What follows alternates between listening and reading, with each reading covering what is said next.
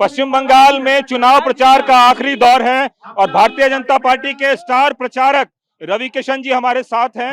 Ravi Kishan sir, जिस इलाके में आप हैं अभी तक भाजपा का खाता नहीं खुला है, ऐसे में किस तरीके से चुनाव बार खाता खुलेगा? हाँ, इस बार परिवर्तन हो रहा है। हाँ, ऐतिहासिक एक्सट्रीम पे आप लोगों ने जो नहीं सोचा है वो ये चुनाव बताने जा रहा है, क्योंकि हर बंगाली घर से बाहर निकल गया है। हर बंगाली अपने आप को बचाने के लिए वोट कर रहा है, अपने अस्तित्व को बचाने के लिए।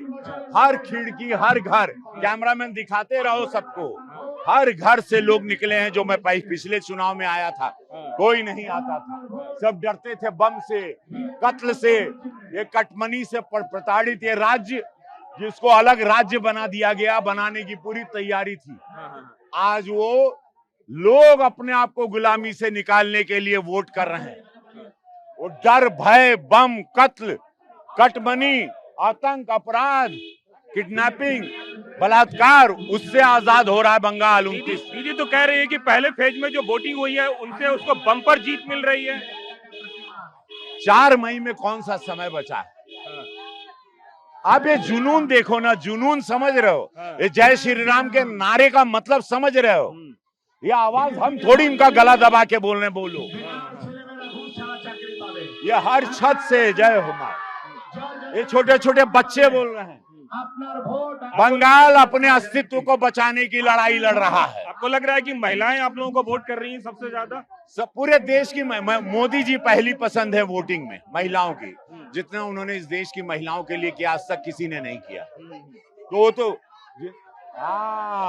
जिंदगी झंड बा बोल रहे हैं ममता दीदी। 4 मई के बाद कुल झंड हो जाए, पूरा पार्टियां झंड हो जाए लोगन का। महादेव की कृपा, दुर्गा माँ काली की कृपा रहेगी। हर माँ, हर दुखित माँ, हर पीड़ित परिवार की आवाज है जो हर खिड़की से, हर घर से निकला है। हम पिछले चुनाव में आए थे, कोई डर के निकलता नहीं था, क्योंकि यहाँ बम, यहाँ करीबन 26-27 बम तो यहीं मारे गए थे। अभी भी उनके कार्यकर्ता लड़ाई लड़ने लगे, अभी झंडा दिखा के गाली गलौज करके मारपीट का माहौल ले आए थे। लेकिन हमने, आपको लग रहा है कि सिक्योरिटी फोर्सेस का असर है इस पर? सेना पूरी तरह है जमीन पर। मैं सभी बंगालियों से कहना चाहता हूं, कलकत्ता के, कि कोई डरो मत, सेना यहाँ रहेगी। भारत की सेना अब आपकी सुरक्षा चुनाव के बाद भी करेगी। और ये बात आप लोग निश्चिंत रहें, ये गृह मंत्री अमित शाह जी का आश्वासन नहीं, वचन है आप लोगों के लिए।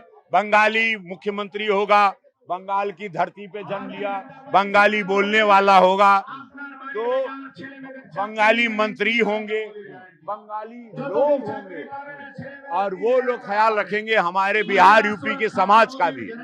आपको लग रहा है एसआईआर से कुछ फायदा होगा इस बार? एसआईआर देखिए, जो सच्चाई है वो रखे हैं। मृतक लोगों का नाम निकला है, फायदा नुकसान नहीं, जो होना था, जो कि पाप होता रहा कि दूसरे नाम बांग्लादेशियों के चढ़ जाते थे वोटिंग में, वो सारे छठे हैं। अब बाकी महादेव आपको 4 मई को हर हर महादेव का शंखनाद होगा, एक पाप का सूर्यास्त होगा और विकास का सूर्योदय होगा, और राम और दुर्गा माँ के नारों के साथ पूरा बंगाल गूंज उठेगा। आप एक अच्छे गायक के तौर पे भी देखे जाते हैं, कलाकार के भी तौर पे देखे जाते हैं। 4 मई के लिए क्या बना के रखा है कुछ आपने? तकरार छिड़ल बात तो तकरार हुई। टीएमसी के गुंडे माफिया, मैं गोरखपुर का सांसद हूँ, जहाँ माफियाओं का उत्तर प्रदेश में जवाब बुलडोजर रहा है। वो विचारधारा मोदी जी, अमित शाह जी, पूज्य योगी महाराज, हमारे नेतागण से ये सीखा है कि अत्याचार को बर्दाश्त नहीं करो। गरीबों पर कोई भी अत्याचार हो तो कहीं के तकरार छिड़ल बात तो तकरार चली। टीएमसी वाला लोग सुन ला, तकरार छिड़ल बात तो तकरार चली। भरपूर जवानी में अब बंगाल में वोट का वार चली। ये महफिल का मजा, जो लोग निकल गए हैं हर खिड़की दरवाजे से, ये रेवोल्यूशन है, ये क्रांतिकारी धरती है यार। वोट का मजा बंगाल का जनता तरीका से ले, कहे कि यहाँ मर्जी माई काली, माई दुर्गा और मेरे महादेव का चली। जय हो। आपको लग रहा है कि योगी जी का बुलडोजर यहाँ भी दिखेगा अगर सरकार बनी तो आपकी? अत्याचार जहां होगा गरीबों पर, गरीबों को मारा जाएगा, माफिया डराएंगे, बम मारेंगे, वहां पर पूरे भारत में बुलडोजर निकलेगा, क्योंकि माफियाओं का कोई धर्म, कोई जात, कोई मानवता नहीं है और उनको जवाब उनके हिसाब से और उनके तरीके से देना पड़ता है। अमित शाह जी ने बोला है कि गुंडों को हम उल्टा लटका देंगे। ममता बनर्जी कह रही है कि हम कानूनी कार्रवाई करेंगे उन पे। अरे कितने लोगों को हत्या हो गई, भाजपा के कार्यकर्ता, कई सौ लोगों को, जिनकी हत्या हुई है, तो जो हत्या किए हैं, जो हत्या करवा रहे हैं, क्या उनको आप उनकी पूजा करेंगे? नहीं तो ये लोग आपको जीने नहीं देंगे। इसीलिए जो जैसा व्यक्ति उसको वैसा जवाब। दीदी ये कह रही है कि कल रैली छोड़ के चली गई, कह रही है कि शुभेंदु अधिकारी का आवाज बहुत तेज है। तो आपको लग रहा है कि किस तरीके से देख रहे हैं इसको आप? हार एक्सेप्ट कर लिया उन्होंने, हार मान ली।